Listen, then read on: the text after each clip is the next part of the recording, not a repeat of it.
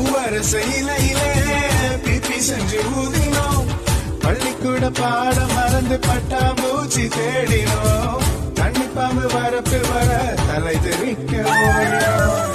பனங்காயின் வண்டியில் பசுமாட்டு தொழுவத்தை சுற்றி வந்து பம்பாய்க்கு போனதாக சொல்லினோம். அடடா வசந்தம், அதுதா வசந்தம்.